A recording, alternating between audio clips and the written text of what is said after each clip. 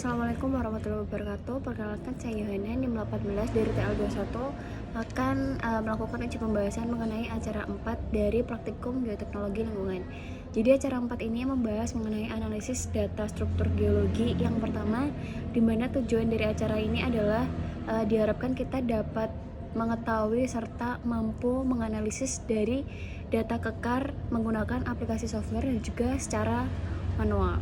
Jadi di sini ada didapatkan data yaitu 20 data strike and dip, 1 data perlapisan batuan, kemiringan lereng, juga 2 data kekar utama.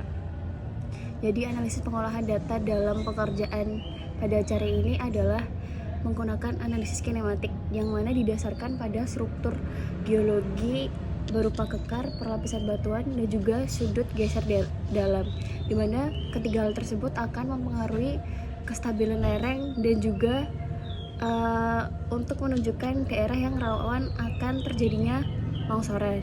Jadi didapatkan data sudut geser dalam, di mana sudut geser dalam merupakan sudut yang terbentuk akibat pertemuan antara tegangan normal dan juga tegangan geser di dalam material tanah atau batuan. Jadi semakin besar sudut geser dalam, maka nilai potensi longsorannya juga akan semakin tinggi. Kemudian terdapat 2 data kekar. Kekar sendiri merupakan patahan atau rekahan yang bergerak, di mana 2 data kekar utama ini senilai N 74 derajat is 72 derajat dip dan juga N 102 derajat is dengan dip 55. Jadi berdasarkan pengolahan data yang dilakukan menggunakan software DIPS dan juga secara manual, didapatkan arah longsorannya itu senilai N 217 derajat is, di mana arah longsoran ini didapatkan dari hasil perpotongan antara perlapisan batuan dan juga pada kekar di dalam suatu sudut geser dalam tersebut. Maka diperoleh daerah rawan longsoran di sekitar area struktur geologi berupa kekar, perlapisan batuan, kemiringan lereng, dan lain-lainnya yang nantinya akan ditandai dengan warna merah, di mana perlapisan batuan sendiri merupakan besarnya struktur geologi yang ditandai atau dicirikan dengan perlapisan atau lapisan pada batuan.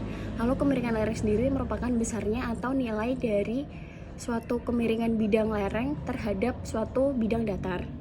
Kemudian longsoran merupakan pergerakan yang terjadi yang dipengaruhi karena adanya kejenuhan air di dalam tanah maupun gaya gravitasi, di mana di sini ada beberapa faktor yang memicu terjadinya longsoran. Ada 2 faktor, yaitu faktor pemicu dan juga faktor pengontrol. Nah, faktor pemicu sendiri ini merupakan faktor yang menyebabkan daerah tersebut terjadi longsor. Contohnya seperti curah hujan yang meliputi iklim dan juga penurunan kestabilan tanah. Selain itu juga terdapat faktor pengontrol. Faktor pengontrol ini merupakan faktor yang mempengaruhi kondisi material tanah yang ada pada daerah tersebut. Contoh dari faktor pengontrol ini adalah jenis batuan. Semisal pada wilayah tersebut jenis batuannya mudah lapuk, maka akan menurunkan kestabilan lereng. Kemudian juga ada faktor penggunaan lahan. Apabila suatu penggunaan lahan tidak dikondisikan dengan daya dukung tanah di daerah tersebut, maka akan berpotensi longsor juga, dimana nanti suatu pondasi itu akan mengalami penurunan kestabilan lereng karena penggunaan lahan yang kurang disesuaikan dengan daya dukung tanah pada wilayah tersebut. Selain itu juga terdapat faktor pengontrolnya berupa kekar atau patahan, di mana apabila terdapat banyak kekar, maka kestabilan lerengnya juga akan menurun.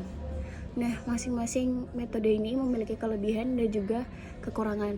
Seperti contohnya itu metode software DIPS. Kelebihannya itu menggunakan metode software DIPS ini lebih efektif karena menghemat waktu dalam pengerjaannya serta mempermudah pekerjaan, dan juga hasil yang didapatkan dari software DIPS ini lebih akurat dikarenakan hasilnya itu sudah memvisualisasikan dari data tersebut secara digital. Namun kekurangan dari penggunaan software DIPS ini adalah dalam pekerjaannya itu kita memerlukan laptop, sehingga untuk orang awam atau orang yang kurang memahami teknologi akan sedikit sulit dalam menggunakan software DIPS dikarenakan fiturnya yang cukup banyak. Kemudian untuk metode manual sendiri, kelebihannya itu dia lebih sederhana dikarenakan dalam pekerjaannya itu kita cuma memerlukan alat tulis di mana bisa dikerjakan dimanapun dan juga kapan saja, yang mana hal ini akan mempermudah dalam pekerjaannya. Namun kekurangan dari metode ini sendiri yaitu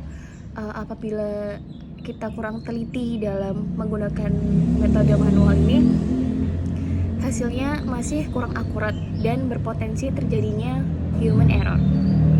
Lalu aplikasi penggunaan software DIPS dan pengukuran data kekar ini dapat digunakan dalam bidang teknik lingkungan, khususnya untuk menganalisis potensi longsoran pada suatu daerah, seperti yang saya ambil pada studi kasus berdasarkan jurnal jenis longsoran berdasar bidang diskontinuitas pada tambang terbuka di PT Pama Persada Nusantara di Kalimantan Tengah, menjelaskan bahwa penggunaan software DIPS ini dapat untuk menganalisa tipe longsoran dengan cara pengumpulan data. Jadi analisisnya ini menghasilkan bahwa adanya sesar normal yang saling berpotongan akan menyebabkan terjadinya longsoran. Jadi sesar normal ini yang saling berpotongan akan memicu terjadinya longsoran. Dan juga dijelaskan pada jurnal tersebut bahwa upaya konservasi yang dapat dilakukan itu dengan pembuatan teras iring pada daerah tersebut. Sekian penjelasan saya mengenai uji pembahasan dari acara 4, kurang lebihnya mohon maaf. Terima kasih.